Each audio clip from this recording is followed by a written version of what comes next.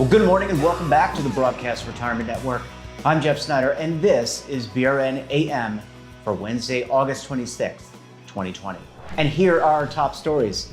We'll catch up with the Federal Thrift Investment Board to find out how they did during the pandemic, and we'll also talk about what they have planned for the year ahead. Joining me now to discuss this and more is Ravindra Deo. He's the Executive Director of the Federal Thrift Investment Board. Ravi, thanks so much for joining us on the program this morning. Thank you so much for having me, Jeff. It's a pleasure to be here. It's a pleasure to see you as always. Let's jump right in. Want to check in on the staff, the team, the participants as a result of this pandemic. How is everyone faring? Sure. There are a few people going in on an essential basis to open the mail, check the FedExes, deal with forms, but the vast majority of both our employees and contractors are teleworking. And what this has meant for our participants is that we have maintained service levels without a hiccup. We had a board meeting today, and in the board meeting, we announced to our board that on March 13th, we had put up a notice on our website saying, as of right now, everything is working well. We're processing transactions. We are answering phone calls. We are running the TSP exactly as it should be run. Should something change, we will let you know. We have not updated the website.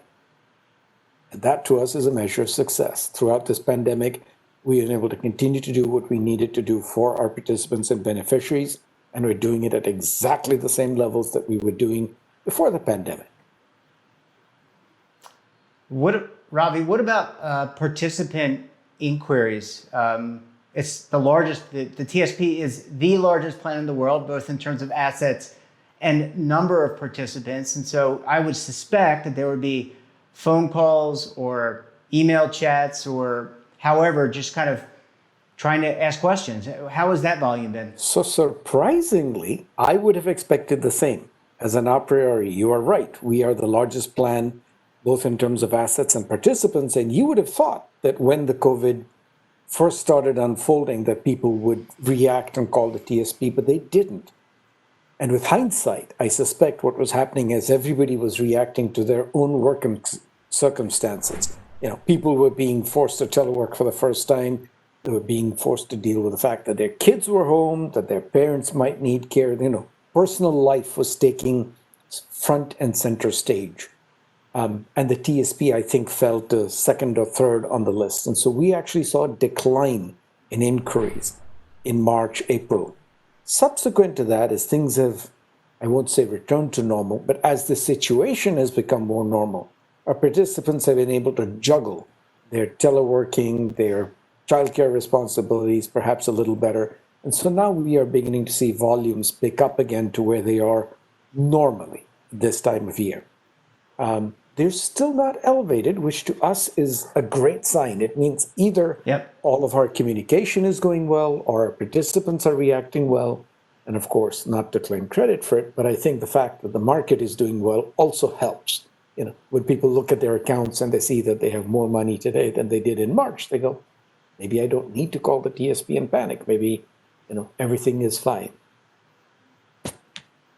Yeah, that certainly sounds, it makes a lot of sense in terms of outreach. Ravi, you mentioned the board had a meeting today. How has plan governance been transacted? I would suspect a lot of Zoom or Microsoft Teams meetings between the board members, in terms of discussing plan business, things that have to proceed. Yes. That is absolutely true. As we have moved to telework, so has governance. We are making an extra effort at communication, both internally and externally. We are now having all our meetings using Teams. We are now having meetings using WebEx. We conduct our board meetings that way. Our first board meeting virtually happened March 23rd, and it is now August, and we are still continuing to do it. We will continue to do it until it is safe for both our board and our staff and our contractors to come into the building. Things are proceeding well. We implemented both projects we had planned. We launched a series of 5-year L funds. We did a large mainframe cutover This weekend upgraded our mainframes enormously. Our website, I'm happy to say, is responding very, very, very quickly. We also implemented the unexpected. The president signed the CARES Act in late March, and we started working on it right away. In April, we suspended the RMDs. We implemented the loan features. We've implemented the withdrawal features, and it has all been done remotely. Knock on wood, everything has worked really, really well. Our participants are happy. Our participants are taking advantage of the CARES Act features. And overall, we're very pleased at the rate at which we've been able to do things, both things that were planned and, of course, having to deal with the unplanned. Yeah. Yeah, I think we've all had to meet the challenges of dealing with the unplanned, and maybe not to the same scale, obviously, as the TSP, but it sounds like all the plans that were in place, the governance, et cetera, worked exceedingly well. Ravi, I want to take a quick break, but we come back, we're going to talk about what's ahead for the Federal Thrift Investment Board. You're going to want to stay tuned right here on BRN AM.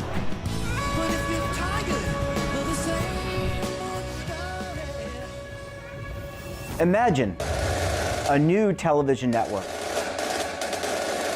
that will make you richer, healthier, and in control of your financial future.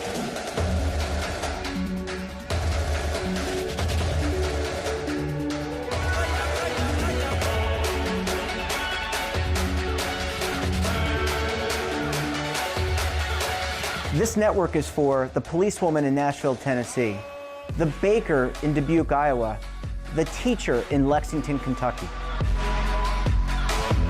We want to make the idea of savings and retirement culturally relevant. But what do you see as a defining issue of the midterms, especially for the smaller businesses? I mean, they are the lifeblood of the American economy.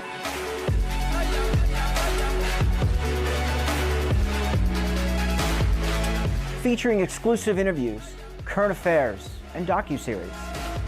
33 years old, you retired early. The philosophy is money only matters if it helps you live a life that you love. But you got to start thinking about retirement as soon as you get in. The Broadcast Retirement Network will drive very high engagement with premium partnerships. So this isn't retirement and savings for your parents or grandparents. This is for all Americans. And we're going to change the way you think about money.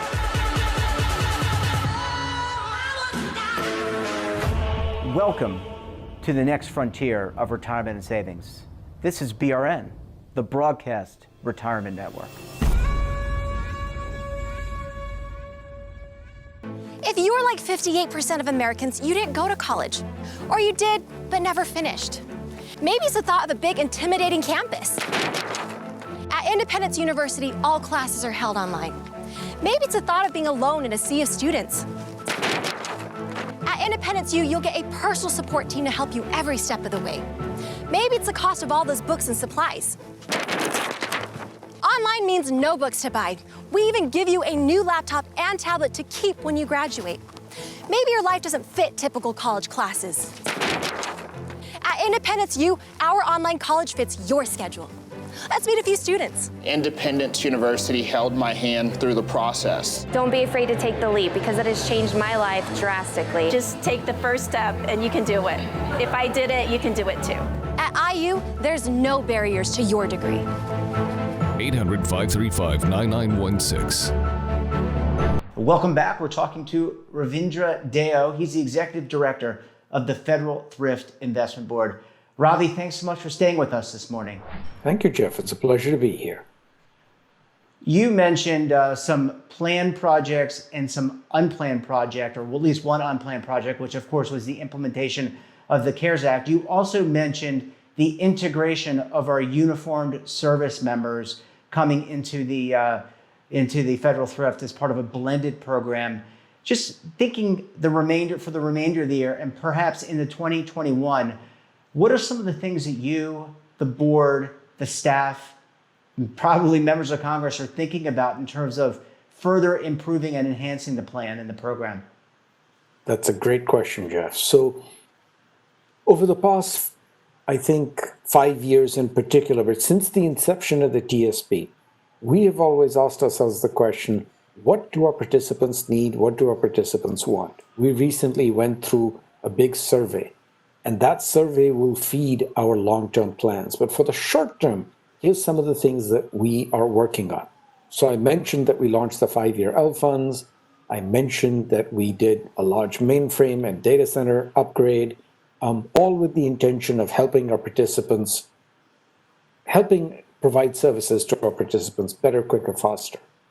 Some of the things that we're doing now is with a long-term view to improving our participant outcomes. So we are getting ready to switch participants from a 3% auto-enrollment, with which they get a 1% automatic agency contribution and a 3% match. So in other words, they put in 3 and they get 4 for a total of 7, to a default of 5%, where they would get a full 5%.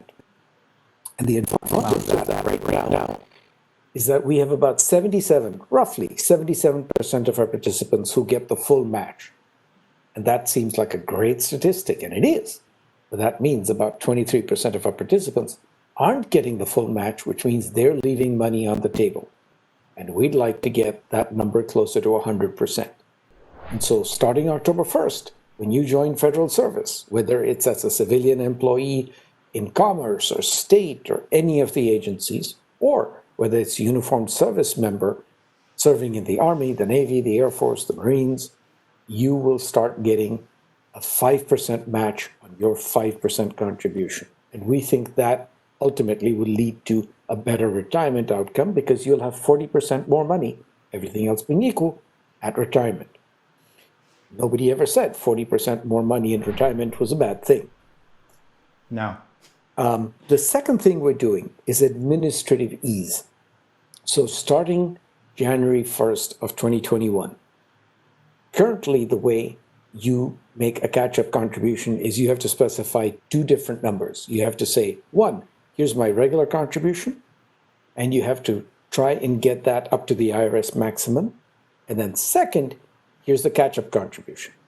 And people can make relatively simple arithmetic mistakes in either this pile or this pile that causes them to mess up. Starting January 1st, you'll just have to specify 1 number. And if the number is bigger than the IRS maximum, the rest will automatically spill over into catch-up. And that's the way that it is easier for participants. It makes it less aggravating, less complicated. They understand it because that's the way most other plans work, and it'll make things easier for participants. And finally, one of the big changes that we're working on is consolidating a number of contracts. We currently have contracts for contact centers, we have contracts for print mail services, we have contracts for special processing and death benefits, all the things a plan does. And then we integrate all of those, and we are redoing a procurement to have all of those integrated into one procurement that we are calling RKSA. And we think it's going to have great benefits to the participants, both in terms of simplicity and ease of use, but also in terms of new features. We're going to launch a mutual fund window with the new procurement. We're going to launch a mobile app, that'll allow you to transact, look up accounts on the phone. We have one now. You can actually look at the TSP website on the phone, but it's not the same thing as a dedicated app. And our participants, particularly our younger uniformed services participants, have asked us for that, and we're excited about being able to offer it to them. Yeah, it sounds. These sounds like amazing and very current, up-to-date enhancements. Ravi, when you think about, you're the biggest plan in the world. Many defined contribution plans benchmark themselves against other defined contribution plans. Being the biggest plan in the world, where do you draw ideas from? Do you draw ideas just from other DC plans here in the U.S., or do you and the board and the staff look abroad to figure out what potential enhancements to bring in front of the board and then ultimately the Congress? So I think we do both. We look both internally and externally. So what that means to us is we look at what plans across the United States are doing. Competition is a wonderful thing. Our system of free market capitalism has worked so well. And because of competition, plans and plan providers are constantly trying to make changes. And we look and see whether those changes would make sense for our participants. And the second thing we do is we look, and that to us is external.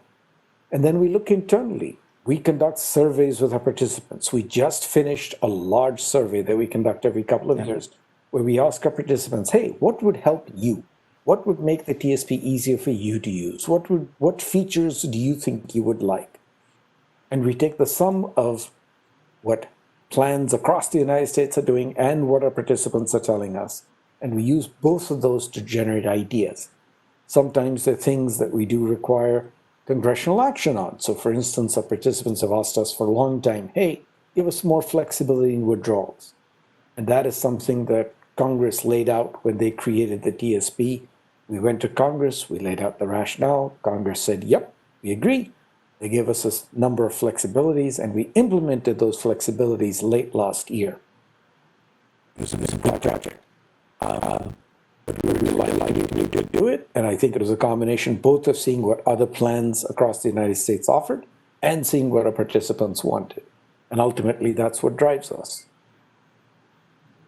Yeah. Well, Ravi, it sounds like it's been congratulations on your success during the pandemic and keeping things moving. I know the participants greatly appreciate it, and congratulations to your staff, and appreciate the deep dive and information about how you are keeping things moving. We appreciate you being on the program and look forward to having you back on very soon.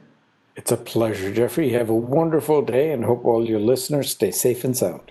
And that wraps up this episode of BRN AM. Have a topic of interest or someone you think we should talk to? Drop us a line. And don't forget, for all the news in retirement, markets, technology, personal finance, and more, check out our daily newsletter, The Morning Pulse. So until tomorrow, I'm Jeff Snyder. Stay safe, keep on saving, and don't forget, roll with the changes.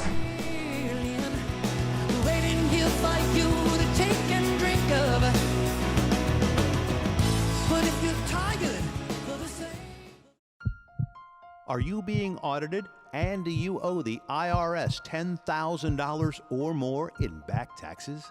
Is the IRS threatening to take more of your money? Don't fight the IRS alone. The Tax Doctor is here to help you negotiate your tax bill and reduce your stress. The IRS can freeze your assets and seize your bank accounts, but you can stop these IRS actions.